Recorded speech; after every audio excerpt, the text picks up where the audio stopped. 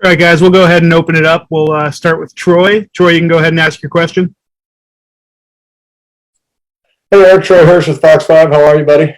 All right, what's going on, buddy? Hey, a couple questions for you. First of all, we had a chance to talk with some of your kids from the RB Broncos. Oh, geez. And they said that you made a big deal about them winning the championship because you mentioned that was the first ring you had ever won and how special that was. What did you tell them?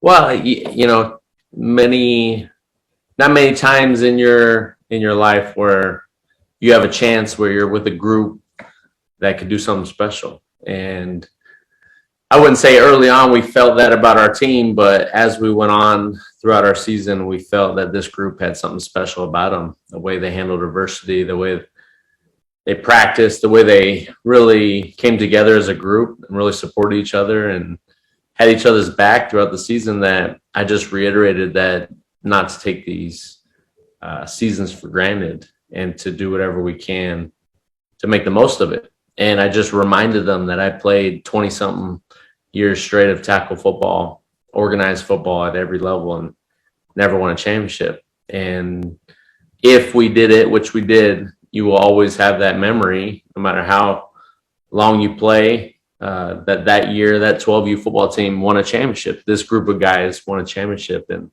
it's very special when you think about it because it doesn't happen often.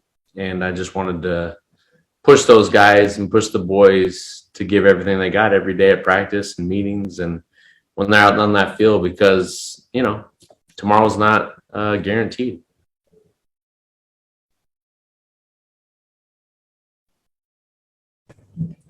Hey, Eric, Michael Duarte, NBC.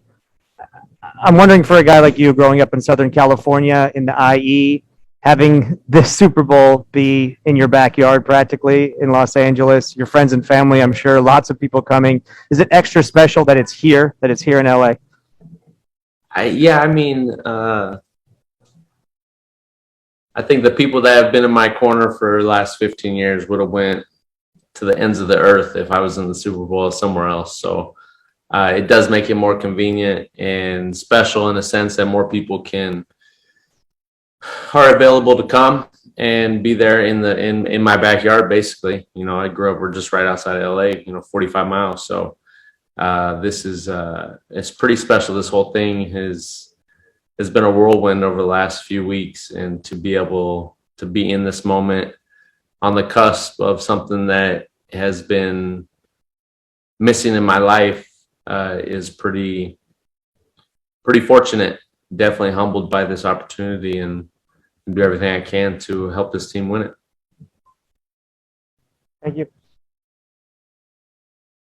It's weird not seeing your guys' faces. This is like, when are we going to get back getting into the real nitty gritty, the in-depth, talk it out, Probably when I'm long gone.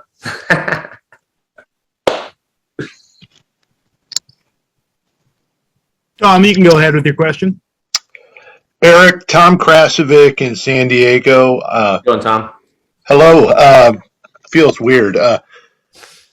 Kobe Bryant, I think you had a good chat with him in 2016. I did. If I would guess, he was probably a favorite of yours, and it was a pretty big deal to be able to talk to him. Yeah. Did he pass along any message or that was applicable to your career that has helped you or not? And then after you answer this, I would like to ask you a little about a football question. Yes. I met Kobe in I think it was January of 2016. So my last year in San Diego. And, I was a big Kobe guy and just admired him and loved him and, followed his career. When he got drafted in 96, I was the biggest Laker fan, and we kind of like grew together in a sense. He was a few years older than me, but I felt like, he went through his struggles and then became the silent assassin, right? The Black Mamba. And so much of what he was as a player is who I strive to be, is just being great in every facet of life. And he said some few things to me, and I hold them dear to my heart. And he knew about the situation in San Diego, and he knew about me, and it was just crazy to sit there and talk to him for the amount of time I did. And I'll share this with you because it's something that I probably think about daily. And he said, make them pay in the worst way possible. And he said some other explicitives in that, but that stayed with me, right? Because you know who you are, you know what you stand for, and he just reminded me to make them pay for what they did, and I held on to that, and now it's all coming full circle, and to be where I'm at, that mental capacity that going through those tough times and adversity made me stronger, both as a player and as a man, and he helped me with that. He probably didn't know in the moment, but he did. And I cherished that 20 minutes I had with him alone. And, a great story. I had three of my best friends with me, and we introduced ourselves. And then me and Kobe went off to the side. And as we were leaving, he didn't really want to leave. It was so cool. He had to meet someone else, and he didn't, we were just talking about our kids and, his girls and his injuries, and when he was coming back and this and that. Long story short, we're ended up saying our byes, and my buddy who was there, his name's Murad, and Murad was like, hey, Kobe, such an honor to meet you. And Kobe looked at him and said, no, Murad, the honor's all mine. And it was just so cool to be in that moment with him, where he remembered my buddy's name, where he just met for the first time 20 minutes earlier. And it was just so mindful of those little things and all the cool things he did without nobody knowing. And obviously all the stories come out, but that was just my super cool, amazing 20 minutes of one-on-one with Kobe that has stuck with me my entire life. Just to clarify, when he said make them pay, who is them? Is that your football opponent? No, that was San Diego. Chargers. Yeah. Front office. The football question. Yes, sir. I think I've figured this out, but tell me if I'm wrong. Here's how I see it. This doesn't surprise me a whole lot because, one, you always have more energy than most of the football players. You were working out in the dark with Woodhead when the other guys weren't even there. Two, you're a good athlete and you'd played. Good. Don't slight me. Great. A good NFL athlete's a Great good athlete. thing. NFL athletes are awesome, but you're a good NFL athlete. Great. Tom, say it. Well, Don't you're a great athlete if you're in the Thank NFL, you. no doubt. Yes. who had played quarterback on both sides, NFL. You're a defensive quarterback, and you had played high school quarterback. So you had football IQ, and you kept yourself in shape. But maybe the biggest thing is the mental stuff, where you're watching every snap, and you always had the ability to break down the game in real time.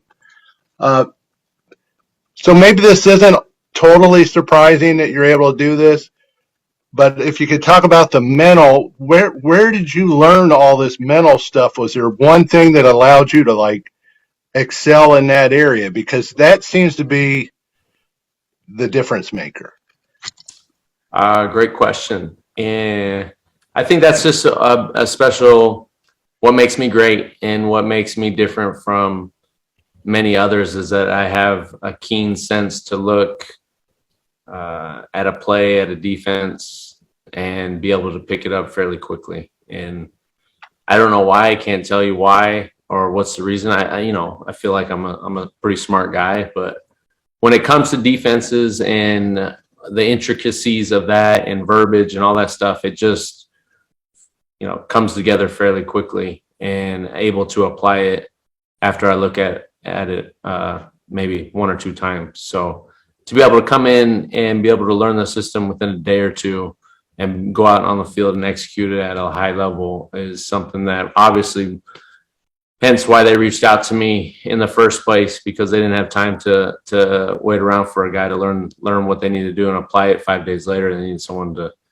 go out and get the guys going and be able to play at a high level. So, everyone has their unique traits about themselves, and I think that's one of mine. Josh, you can go ahead with your question. Eric, it's Josh Schubaugh with AP. During the 2 years off, how much were you watching a lot of NFL football? Were you watching every Sunday and keeping up with it? And also, were you thinking to yourself, I still have more I could give, or did you feel like, okay, I'm fully retired and I gave it all? Yeah, never once did I want to come back, feel the need to come back. I watched every Rams and Ravens game every Sunday, or if they played on Saturday or Thursday or whatever, Monday nights.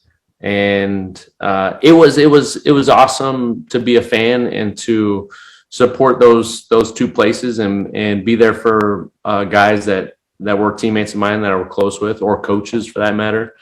Still close with, obviously, everyone here, but I'm still close with a lot in the Ravens organization and Coach Harbs and all the defensive staff and defensive guys. So it was a way to stay connected and not really be a part of it, because you don't want to be a nuisance. Once you're out of the league, you feel like you're not in it anymore. So you just feel like you're bothering people when you're saying how they're doing, or just, chit-chatting. They're in the grind, they're in the season. And honestly, watching the games, it's hard to it's hard to make people understand the way I look at myself playing, and it just felt like a long dream, and I'm back in reality, and that I never played. And when I'd watch on Sundays, I just was enamored by the skill and the physicality, and every time I'd watch hits, I was just like, oh my gosh, like that's just insane. And to think I did it for so long, it's just hard for me to believe that at times over the last couple of years. But I stayed busy, and I love the game. It's brought so much joy to my life. It's molded me into the man you see today, and the traits that I possess. So no, did I ever want to come back? Not at all. Did I ever reach out to teams? Not one bit over the last 2 years. I was happy and content with my new life and moving in that direction. So this is just a fortunate events that we're in right now, but never did I think this would happen, ever. Josh, did you have another one?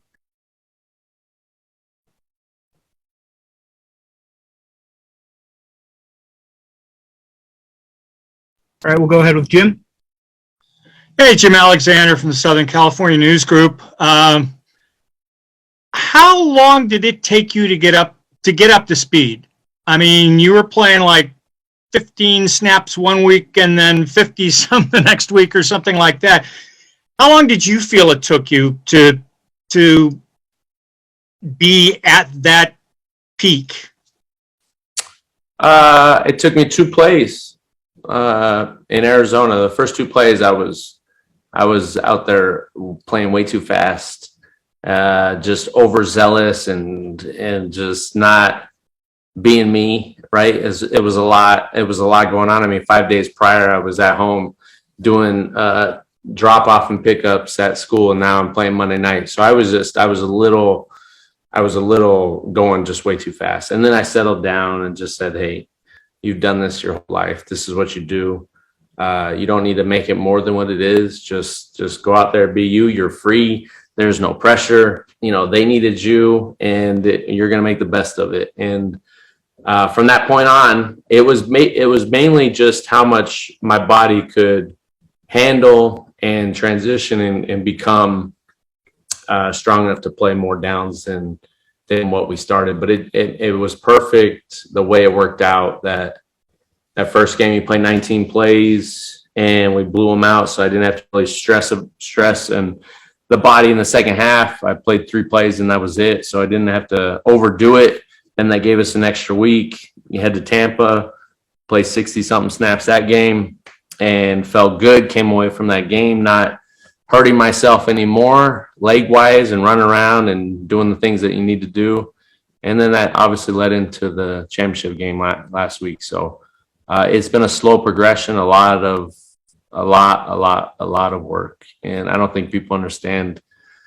Nobody would understand, but just I've never worked so hard in my life over the last 4 weeks to get my mind, body ready for this because I've been behind the 8 ball for 2 years. So it's been great. The plan put forth with Raheem and Sean and the training staff has worked out perfectly. And now able to be the best version of myself for the Super Bowl. And that's what was the best case scenario if we made it this far.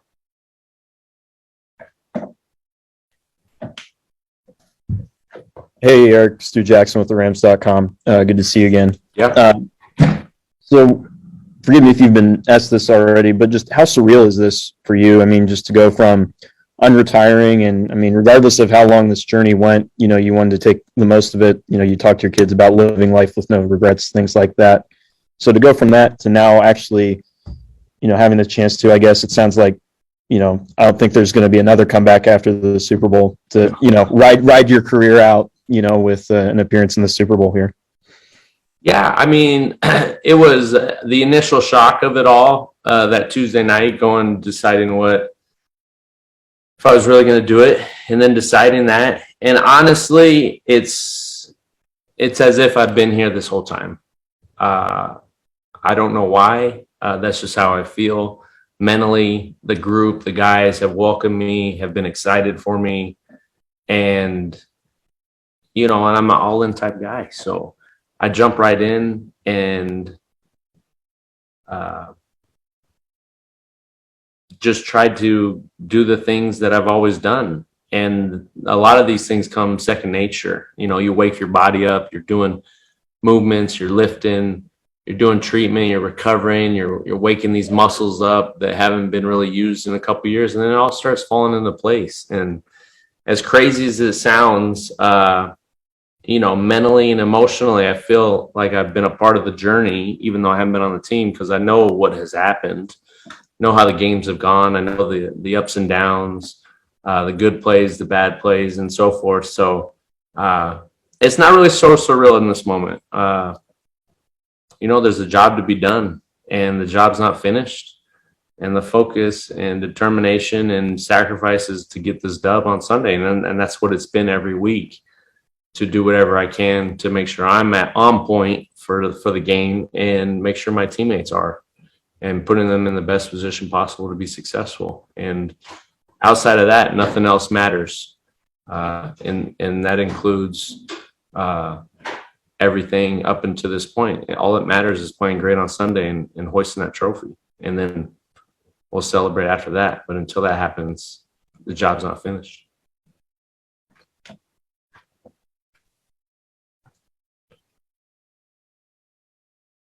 Jory, go ahead.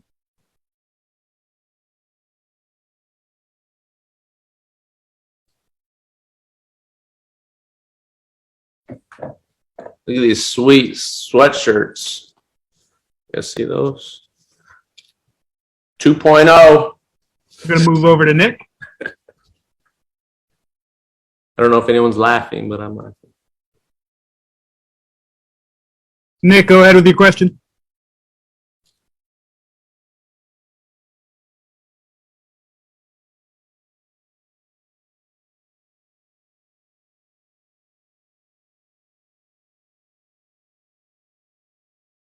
All right, we'll try Josh. Josh, go ahead.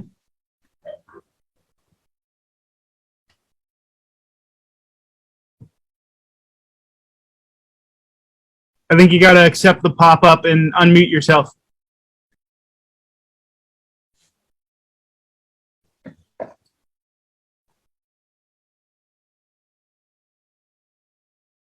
right, we'll try Drake. Jake, can you ask your question, please? Hey Eric, it's Jake here from the Undersetted podcast, all the way over here in Dublin, Ireland. Congratulations on getting to the Super Bowl. I've been a big fan of yours for a long time now. The question is for you: what's next after the Super Bowl? Obviously, if you win this, you're going to go for a big party, and are you going to? You said you're going to go back to retirement, but have you got any other plans? Party till the sun comes up Monday morning. And I'll be forever be known, change my name maybe to champ or Super Bowl champ or world champion, maybe along those lines. But seriously, just back to being at home and doing the fam kid duty and getting ready to coach my son's 14U tackle football team. So I was my son's 12U head coach this past year. And loved it, and I plan on doing that again. And it brought a lot of joy and fulfillment coaching him and all his buddies and seeing the kids grow and pushing them to greatness. And that's what I look forward to doing. Definitely not coming back after this. Everything, all the stars had to align for this to happen. And I don't see that happening ever again. Hey, Eric, Christian from WRHU in New York. How you doing, Christian? Good. How refreshing has it been to be back in the Super Bowl or back in the NFL and now be in the Super Bowl? And what do you expect on Sunday?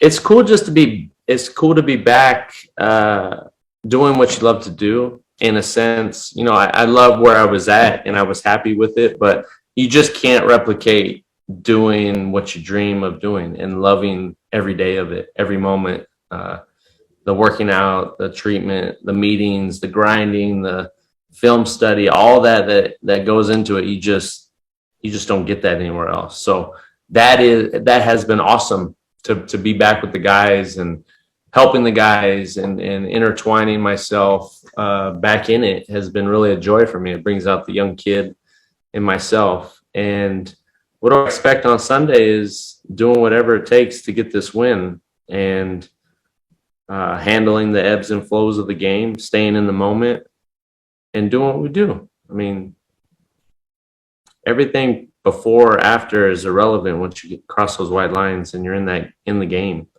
The fans don't matter. The halftime show don't matter. Everything is irrelevant. You just got to go out and do your job. And that's what we've been stressing and doing and talking about is do what we do, right? Be loose, but be serious and be in the moment, right? Be in the meeting rooms, being on task, and just doing a little more, sacrificing a little more this week so you put your best foot forward to play great on Sunday. And then whatever happens, happens. I mean, this is the craziest story ever. So I've already won. And my play is playing like that. I'm playing free, and I think this team is. We're just going out there having fun, enjoying the moment with this group of men that'll never be the same after this season, and seeing what we can do with it. So, we're going against a great team that has earned their way in there, who have weapons across the board, have had a great defense, create turnovers. I mean, this is a great matchup that whoever wins will earn their way into immortality in the record books. And hopefully it's us. Hey, Eric, how are you doing today? Great. John Shear, Sideline Sports. So you talked about playing free, and you had hit on Mike Evans a few weeks ago. Did Sean McVay talk to you a little bit about that? And do you think that might be an issue in the Super Bowl, playing that kind of free football?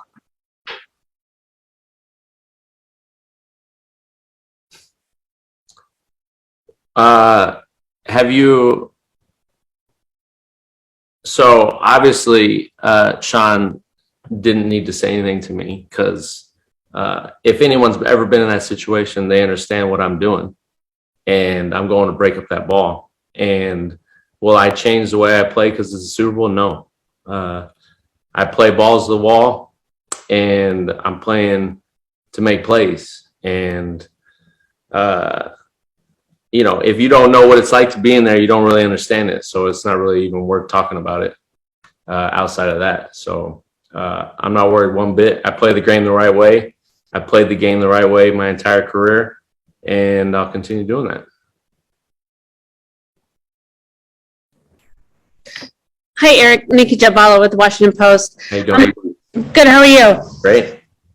What is it like working with Ejiro, and how have you seen him kind of grow as a coach? Oh, it's been awesome. I mean, I was with him a couple years ago, and seeing his growth, his identity as a coach continue to grow and mold, and how he works with different players and how you handle different personalities. I mean, that's as much as to deal, as a ingredient for a successful coach is how you handle and deal with different personalities, how you get the most out of everybody. And I feel like he's done a great job with this group. Obviously, there's ups and downs, and it's never easy with DBs. I can tell you that. We are the ones that require the most attention in a sense. But he's held the group together, and you got to point at the leaders. With Jalen, the way he plays on the field, how violent and man, how smart he plays, just one of a kind. And the young bucks with Fuller and Rapp and D Will and D'Lo, and I mean we got a real talented young group that has really come together at the end of the season. And you got to point to the secondary coach for that, and Coach E with Cooley as a corners coach, assistant, helping out, and couldn't be more happy and ecstatic for him for hopefully I think the D coordinator job in Denver. What a great opportunity that he's earned and grown into that role. So we're just trying to finish this week off right, so we can all be Super Bowl champs, and then we go our different ways. Nikki, did you have a second question? No, that's great. Thank you. Yes, ma'am. All right, we'll come back to Tom. Eric, the Bengals offense, see if you buy this. The quarterback's been very, very good at reading defenses. Their top three receivers as a group, very, very good. Tight end, very good. What is the challenges that they present? Obviously, Joe Mixon's dangerous too. You basically ran down all the guys. Well done. Yeah, it's been a super impressive season for this group as a whole, right? It starts with Joe.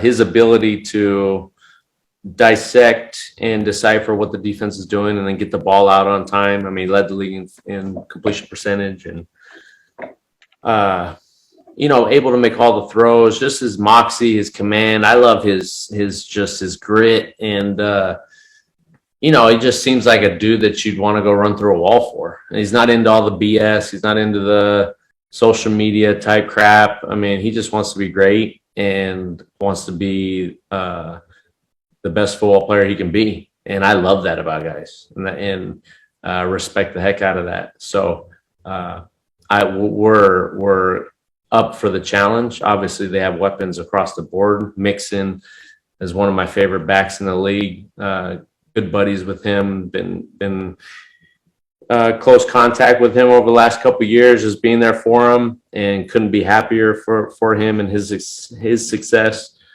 And then you look at the trifecta with Boyd, Chase, and Higgins.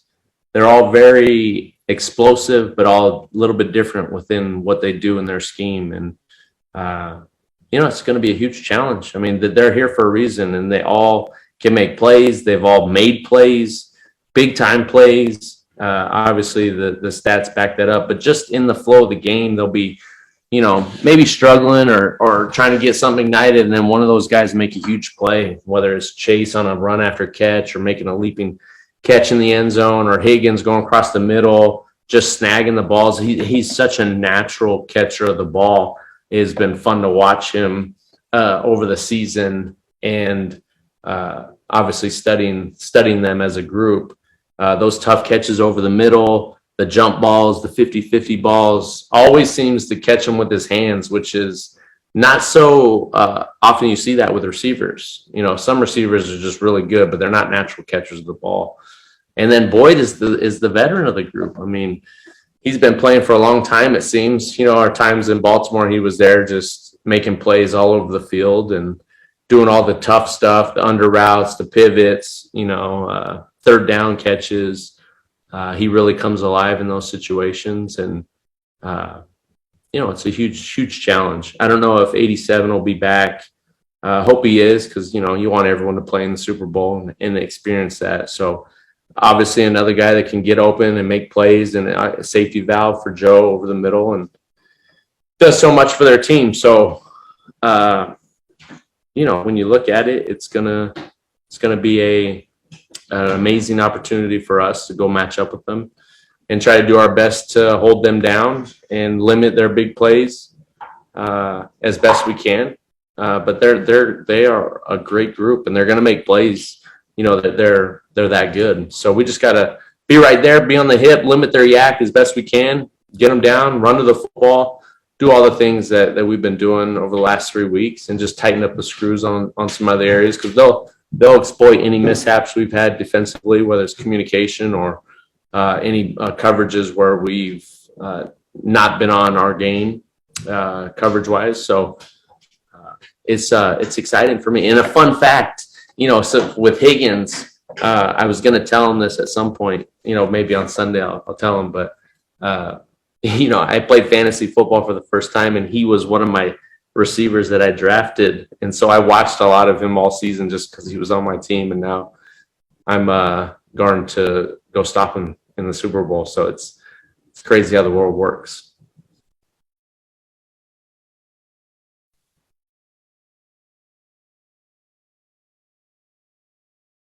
Jory, you can go ahead.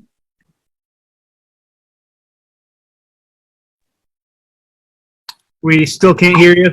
Can you hear me now? Yep. Can you hear me now? Can you hear me now? Hi, Eric. Jory Epstein with USA Today. How are you doing? Great to see you or hear from you. I spoke with Mo this morning, and one of the ways he described your basketball games was, he said, facilitator during the game, but at the end, getting everybody else open, but at the end of the game, you really shut it down. I wanted to know if you see any, I guess, similarity between that and your tackle for loss in the fourth quarter last game, and just how do you think that mindset will carry over into the Super Bowl? Yeah, I mean, when I play basketball, I try to get everyone involved and try to make them feel comfortable out there. I feel I can get my shot at any moment, so it's very easy for me to get everyone else involved. And you know, that's kind of how I play as a football, you know, on the football field. Like, I want everyone to be confident out there. I want me to do the thinking for everybody so they can play free and play fast and know that if I alert something for them, or if I see something, to trust me. And if it doesn't go well, then I own it, and it's my fault. It's my bad. It's not their fault. And that's how you have a great secondary. That's how you have a great defense, is everyone plays together and plays as one. And there are times in a game where you just go for it and you live with the results, right? I've always trusted my gut and trusted my instincts when I'm on the field, and that won't change. And all the time, the preparation, the studying is for those moments that when you see it or you feel it inside your core that something's about to happen, you go do it. And case in point, that you know, the 2nd and 1 and some other plays that have happened, you just go, you read, react, you eliminate, and anticipate. And it's worked well throughout my career, and that's the way I play the game. And hopefully make some big plays in the Super Bowl.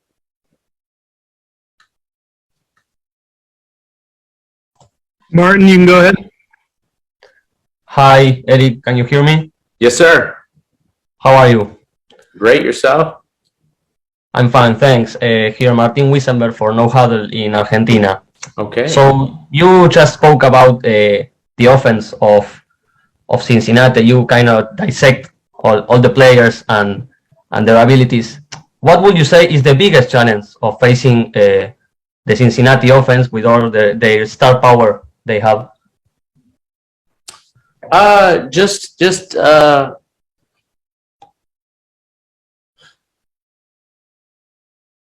handling the wrinkles, right? They're going to try, probably try tempo, they'll try no huddle, having a great plan and understanding of those situations, and executing the call, executing the defense, executing your checks on defense, and really handling Joe inside the pocket, right? He is sometimes a magician back there, how he gets out of these sacks, and he extends plays with his feet, and always has his eyes downfield to make the big play. And those guys continue to work on the outside. So for me, I just think we just have to stay within ourselves and do what we do, play great, sound defense, communicate, and try to limit the big plays as best as possible, whether it's in the screen game, whether it's a catch and run, or the plays, the balls up the field. They're going to have chances, and we just got to come down with those 50-50 balls. And if they do catch them, then we're all running to the football and tackling them and picking up our guy in the process, right? Because it takes all 11. It takes a pass rush, it takes a secondary, the linebackers, it takes everyone. So there's multiple things to be able to handle in a game like this, and with an offense like this that can, at any moment, can make a play to sway the momentum. And we got to be always on our toes and always in the moment every snap. Whether it's a good or bad previous play, we move on and have to be totally intent and focused on that one play.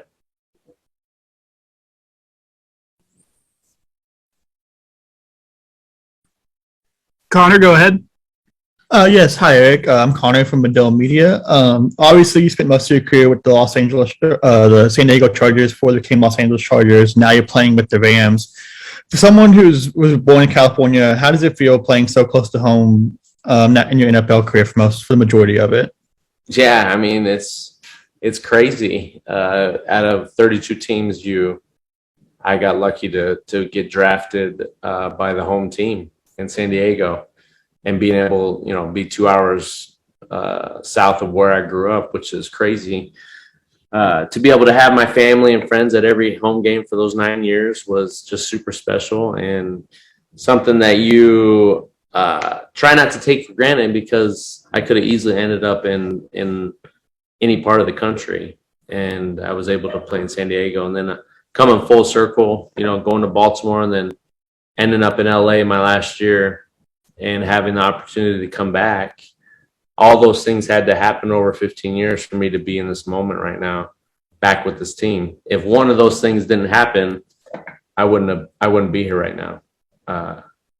All those things had to happen. All those decisions, all the ups and downs had to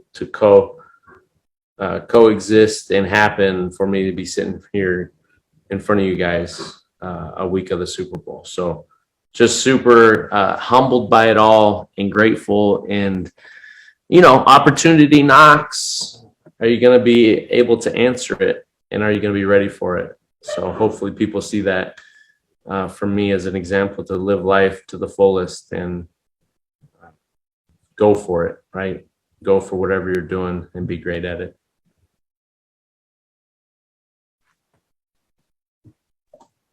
Tom, you can go.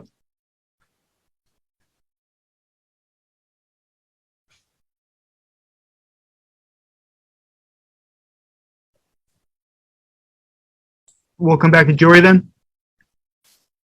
Eric, you and Jalen have talked about how even before you rejoined the team, you would send him some texts after games with advice. Can you give some examples of what play it was, what the advice was? I don't know if you've got your phone on you, but I'd love to include that color in our story.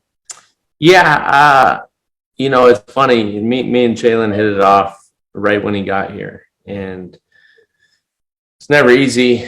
Can't imagine getting traded mid-season and coming to a new team, and we just see eye to eye. Jalen is a very unique, special individual, and when you hit heights and you have lofty goals, you gravitate towards others who feel the same and think the same, right? And we think very similar on a lot of things on the football field and even off the field. And I just love and appreciate his strive for greatness, his relentless attitude of being the best, and just what a good-hearted, he's just got so much good vibes about him that you just want to be around. And so we hit it off, and he was really, really not very happy with me when I retired. He didn't talk to me for like 6 months, and he was not happy because he wanted me to continue playing and build off what we did. And I just like, bro, I couldn't do it. So over the last couple of years, he finally came around. He's gotten older, more mature in his later days. And so when I would text him, it would just be like mostly encouraging him and staying on it. And, he's the guy, right? So different responsibilities come when you're the guy of the group and the defense, and just trying to give him little tidbits here and there of to try to help that transition. And, a funny text that I sent him, I can't remember which game it was, but I texted him, and he was man-to-man on a tight end, and he ended up running like a little skinny route on him, caught the ball. And I texted him after the game, and I said, bro, like, you got to tighten up. You got to tighten up that technique, bro. You let a tight end catch the ball on you. And I know that's not our standard. I know that. He's like, you're right, big bro. You're right. And, he tightened it up. It's just little things like that where I can still get through to him, knowing that it's coming from my heart, right? Because I want him to be the very best, and I'm not attacking him. And, you learn as you go how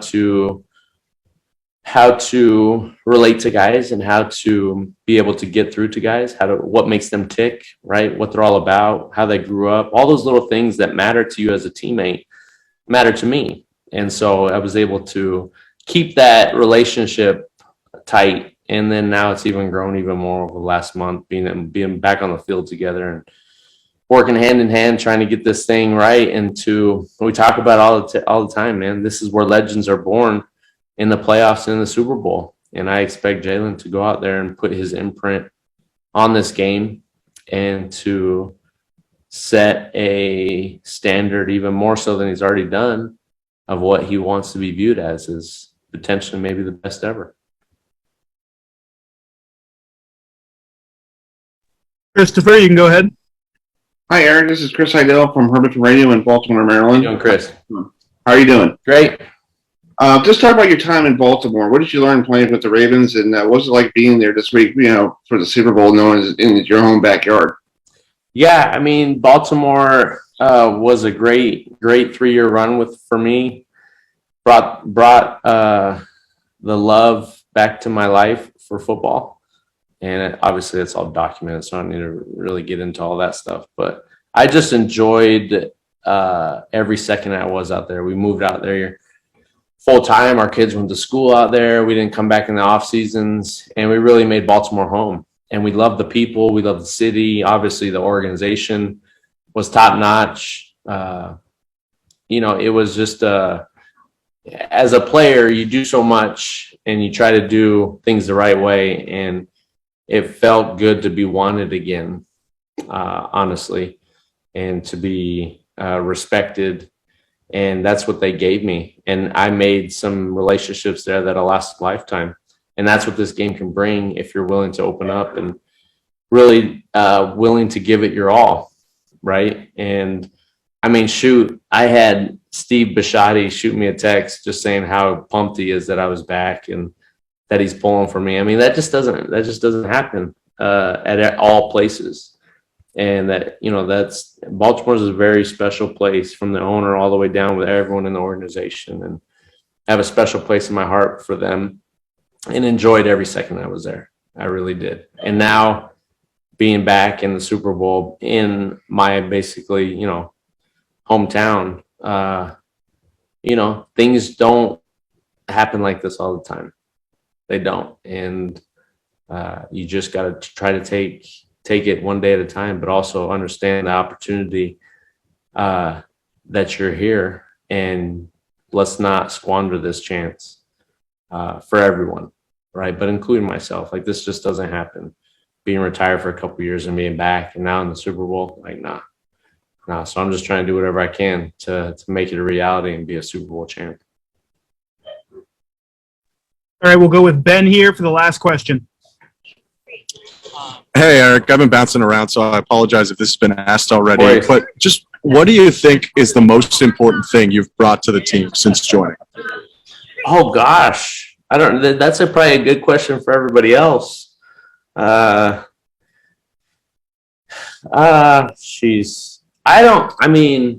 just am who I am, right? I love this game. I bring energy.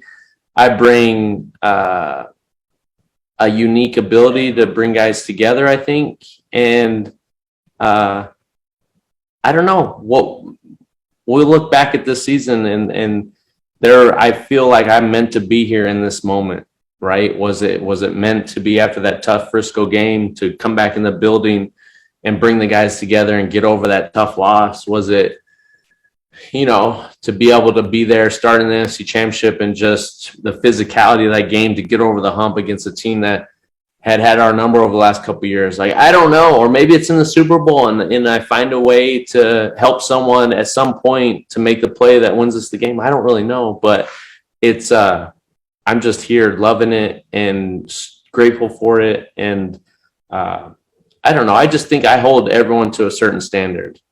I hold myself to the highest standard, and I want everyone to raise their level in every moment, right? As soon as you're in this building, right? It's about being great. It's about doing whatever it takes to get the most out of now, right? And tomorrow can be tomorrow. Let's worry about now in this moment. And when I'm always getting on guys about being great and that focus, that intent, maybe it rubs off on people. I don't know, but I think the guys have enjoyed me being around.